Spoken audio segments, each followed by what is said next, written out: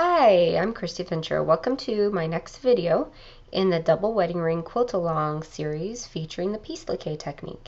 In this video, we are going to go over how to assemble our apple core units that we made in the previous videos with our center pieces, and how we will then go ahead and construct our quilt and assemble it to get our entire quilt put together.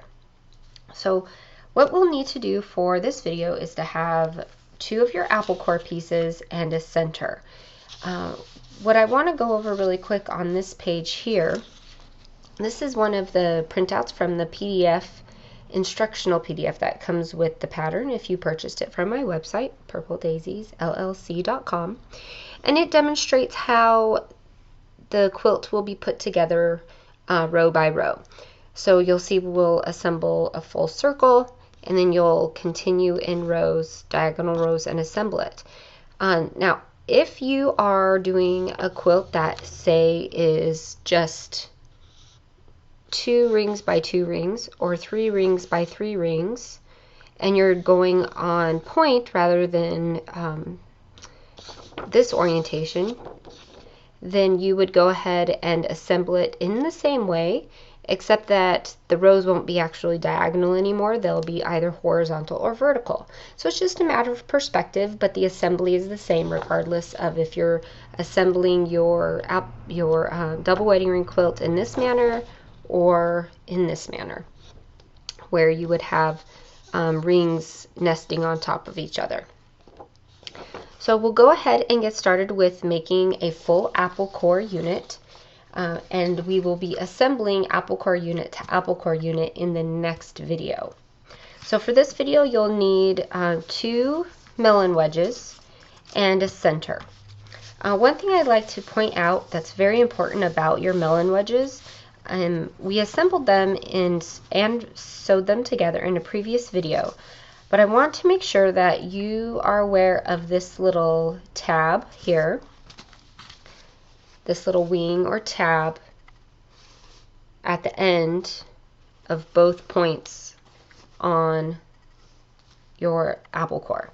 This portion is very important to keep intact, to maintain the integrity of it. So this part of the arch inside stays folded over, and then this portion wings out or just has a flap. So just make sure that that maintains, and everything should get put together fairly easily. So let's go ahead and get things laid out. What you'll need to do first is lay out your apple core so the A arches, which are the short arches, are on the inside of your layout template. Do have your layout template here. I have it pressed onto a hard pressing surface. If you have a hard pressing surface, because the template is on freezer paper, I recommend pressing it flat. If you don't have that, or you prefer to pin it, just make sure it's pinned very securely so it doesn't shift or bubble up or fold up. We want it nice and flat to keep the size accurate. So we'll keep our A arches on the A arch side.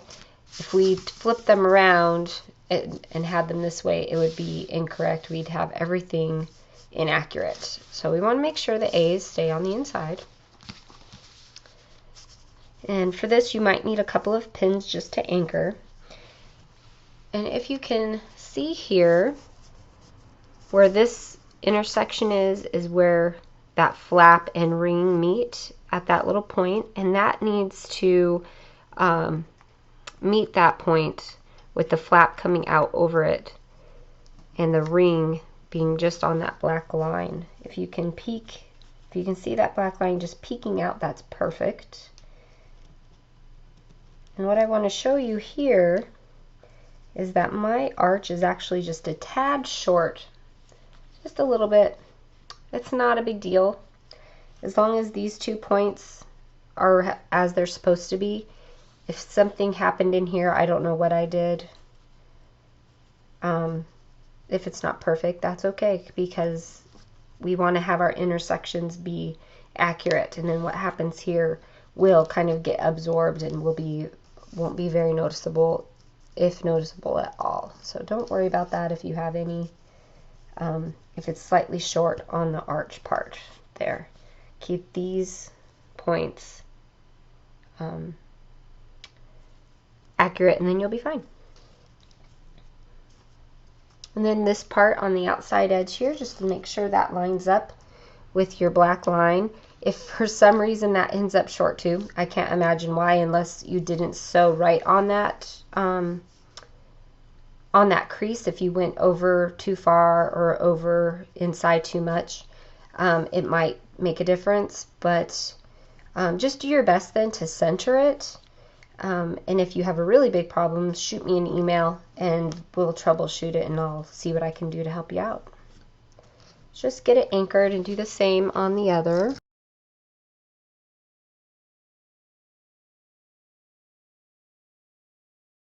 Okay, what you'll need next is your glue, of course, because we'll be glue basting everything together. So that's all ready for our centerpiece, and we will just be attaching those together just like that. So go ahead and draw your line of glue here.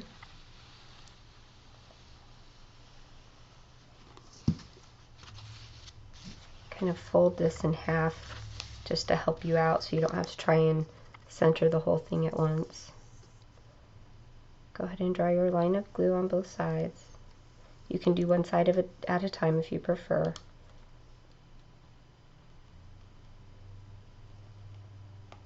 Okay, and what I like to do is keep that folded and kind of center that. Just tap it down in place because that glue will hold it for a little bit, and then fold that piece right over, and it should land just in just the right spot. Make sure it's nice and flat, and heat set it.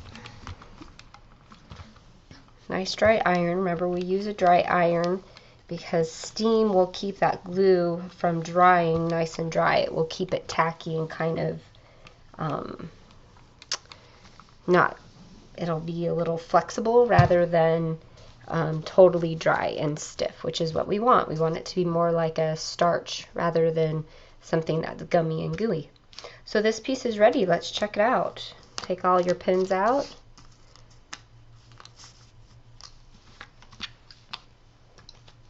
Flip it on over. It looks pretty good. So this piece here is ready to be sewn. It is going to be sewn on these two seams just like the arches were before. So this piece is ready to sew. I'm going to go ahead and get set up for sewing, and I will be back in a bit and we will sew these arches together. Hi, I'm all set up to sew the arch connecting to the center of our double wedding ring apple core unit. So I have one melon unit connected to the center, and then the other one here. So we're going to go ahead and sew that arch that we connected and assembled in just a few minutes ago.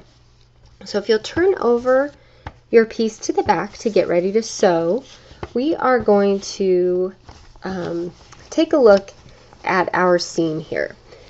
The seam we're going to be working with, this one here, there's that crease line we like so much that we're going to be stitching on.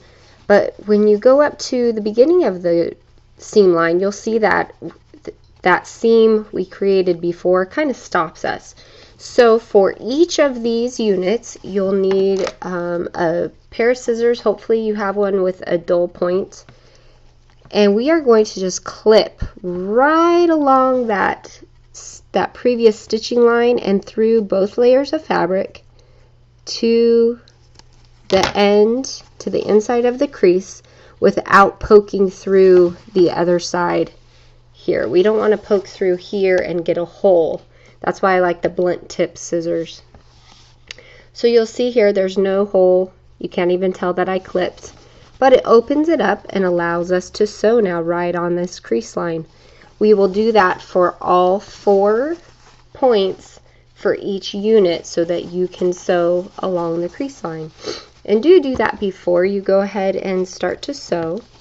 Make sure you clip along the proper line so that you don't clip too close to the seam line and clip your seam, or too far down and have to redo it. So let's go ahead and get started on our sewing here.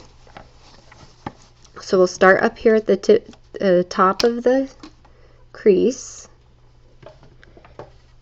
And I like to lower my needle so I have it lined up just right. And I am going to backstitch here a couple of stitches just to secure it. And then take my time staying on that crease. And go ahead and adjust as you go. And stop if you need to. Make sure it's nice and flat underneath so you don't get any puckers.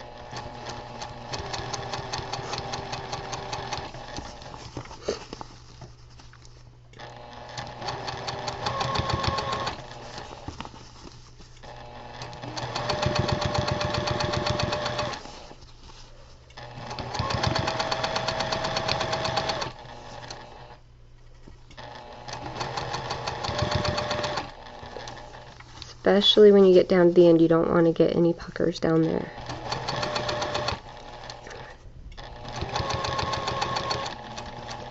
And go ahead and give it a couple stitches of a back stitch there, and you're done with that side. And then we'll trim it just like we've done in the past. And go ahead and move to the other side. Just go ahead and trim the arch that you just stitched. Keep it around 1/4 of an inch.